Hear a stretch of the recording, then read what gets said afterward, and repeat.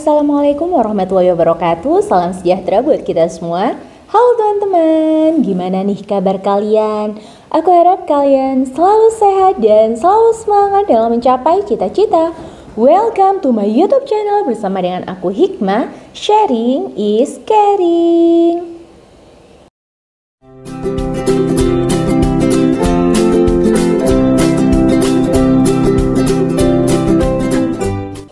Bagi kalian calon award LPDP tahun 2022, tonton video ini sampai habis ya.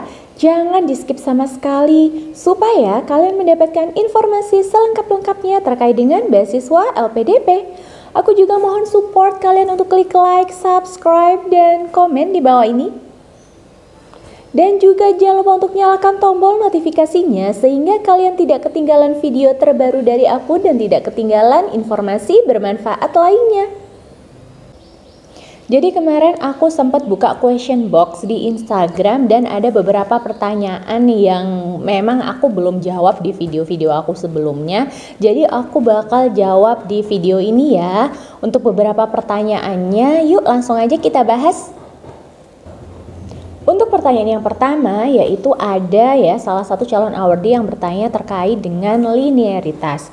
Kak, gimana sih cara kita menjawab misalnya jurusan yang kita ambil ya S2-nya itu tidak sama dengan S1-nya. Berarti nggak linear dong. Terus bagaimana cara kita menyampaikannya ketika kita ditanya? Kok nggak sama jurusannya antara S1 atau S2 ke S2 gitu ya, atau S2 ke S3? Nah, untuk itu kita bahas yuk terkait dengan linearitas. Nah, sebelumnya kita perlu memahami nih, apa sih yang dimaksud dengan linearitas? Jadi, linearitas yaitu kesesuaian latar belakang ilmu yang akan diperoleh ya. Nah, di sini kenapa ya tertulis dosen ya?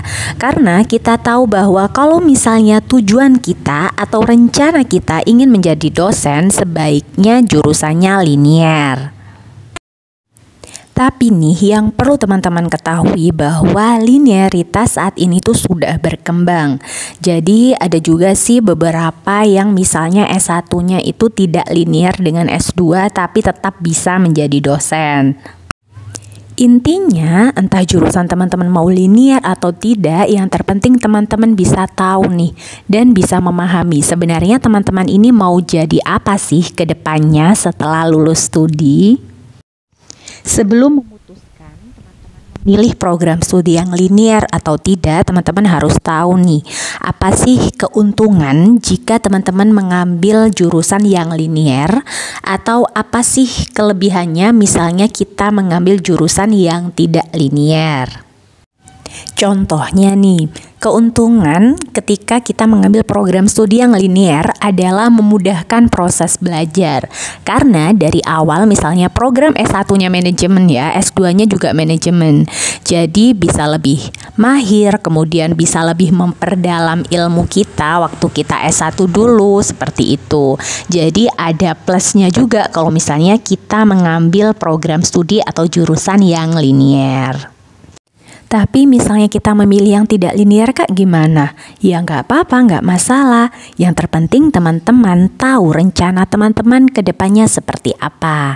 Nah, salah satu pertimbangan memilih jurusan linear atau tidak adalah menyusun peta jalan karir. Mau jadi apa sih teman-teman setelah lulus studi?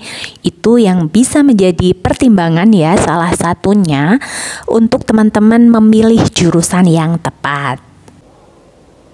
Nah, berdasarkan penjelasan aku tadi terkait dengan pengertian linearitas, itu tentunya antara linear sama tidak, misalnya S1 ke S2 itu linear atau tidak, itu sebenarnya tergantung dari tujuan kita ke depannya, rencana kita ke depannya. Sebenarnya nggak masalah sih, tergantung dari tujuan kita itu. Jujur aja nih, dulu aku berpikir memang kalau misalnya ingin menjadi dosen, misal S1 sama S2 sama S3 itu harus sama, benar-benar sama. Misalnya S1 manajemen, S2 manajemen, S3 manajemen kayak gitu ya. Jadi kita bahas S1 ke S2 aja deh. S1 manajemen, S2 manajemen. Aku kira emang harus seperti itu. Tapi kenyataan yang terjadi memang tidak semua universitas. Tapi ada beberapa teman-temanku yang dosen itu S1-nya bukan manajemen, tetapi S2-nya ambil manajemen dan bisa menjadi dosen. Nah, itu intinya pada terkait dengan linearitas ini ya, terkait dengan linearitas ini itu sudah berkembang, beda dari zaman dulu. Misalnya zaman dulu sampai tahun 2014 itu linearitas itu masih kaku ya. Tapi sejak tahun 2015 linearitas itu lebih berkembang dan lebih fleksibel. Jadi intinya kalaupun ditanya terkait dengan linearitas, kalian bisa menghubungkan nih, kalian bisa menghubungkan rencana kalian ke depannya seperti apa. Misalnya S1-nya kalian ilmu komunikasi, tetapi S2-nya nih, misalnya S2-nya kalian itu mengambil manajemen ya, misalnya mengambil manajemen atau teknologi informasi, misalnya kayak gitu.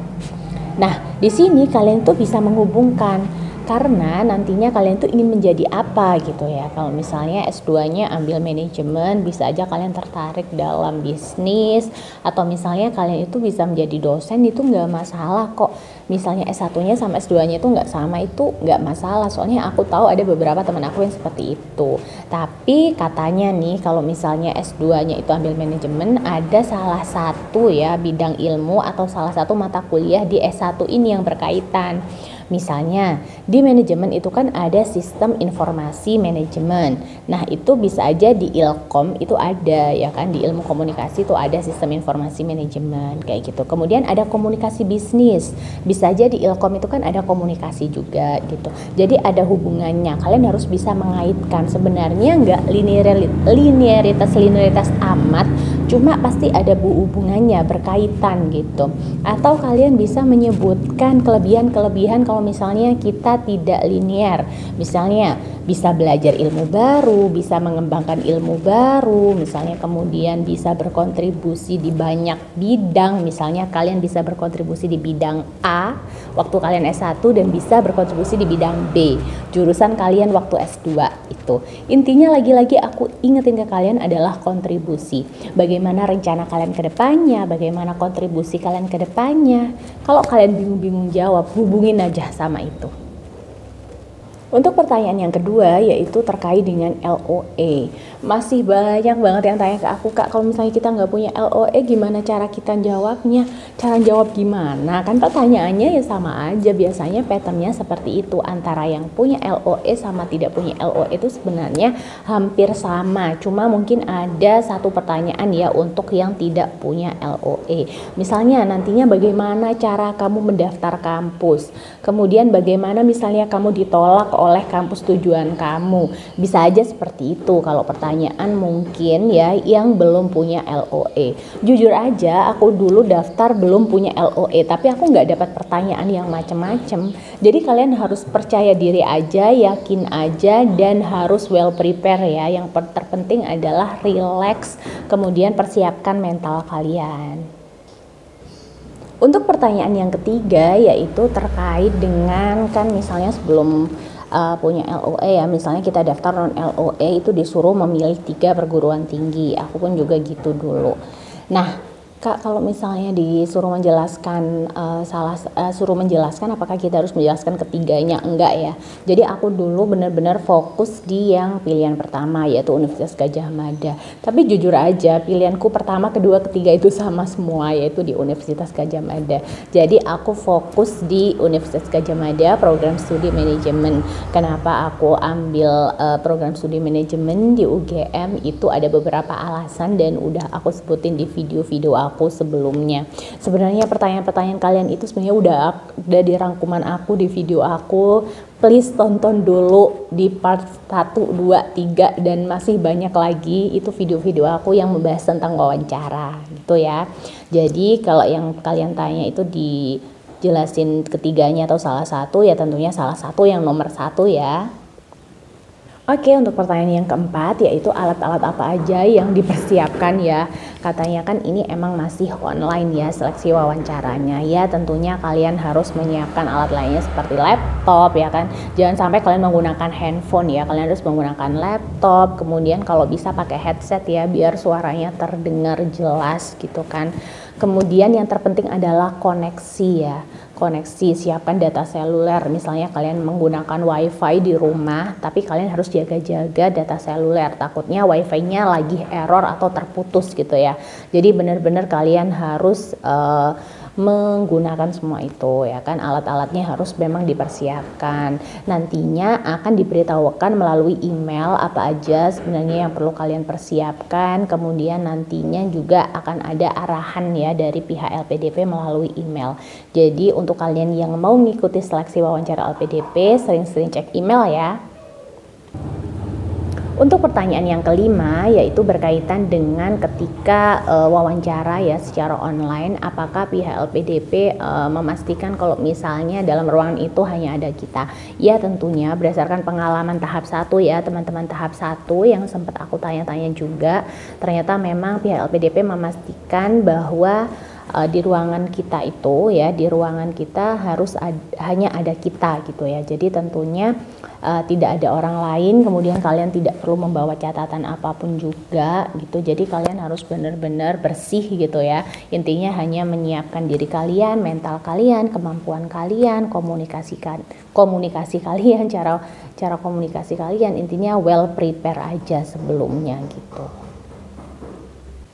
Nah, untuk yang keenam, pertanyaan yang keenam itu terkait dengan pakaian yang dikenakan saat wawancara. Biasanya itu sudah ditentukan ya, ditentukan entah itu hitam putih atau misalnya bebas tapi rapi ya.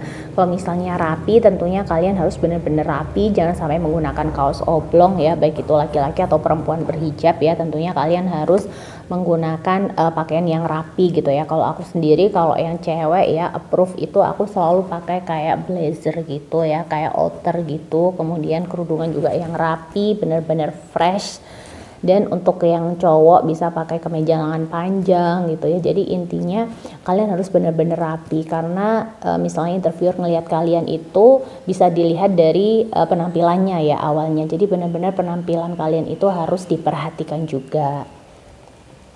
Oke, sementara itu dulu pertanyaan-pertanyaan yang aku jawab, karena pertanyaan-pertanyaan kalian yang lain itu sebenarnya udah aku jawab di video-video aku sebelumnya. Silahkan ditonton ya. Bagi kalian yang masih mempunyai pertanyaan terkait dengan beasiswa LPDP, kalian bisa DM aku di Instagram pribadi aku. Silahkan follow dan DM aku di Instagram pribadi aku, insya Allah bakal aku balas. Dan kalian juga bisa menanyakan hal-hal terkait dengan LPDP di kolom komentar ya. Berusahalah semaksimal mungkin dan juga jangan lupa untuk berdoa sehingga hasil yang kalian dapatkan maksimal. Salam sukses dan salam Awardi.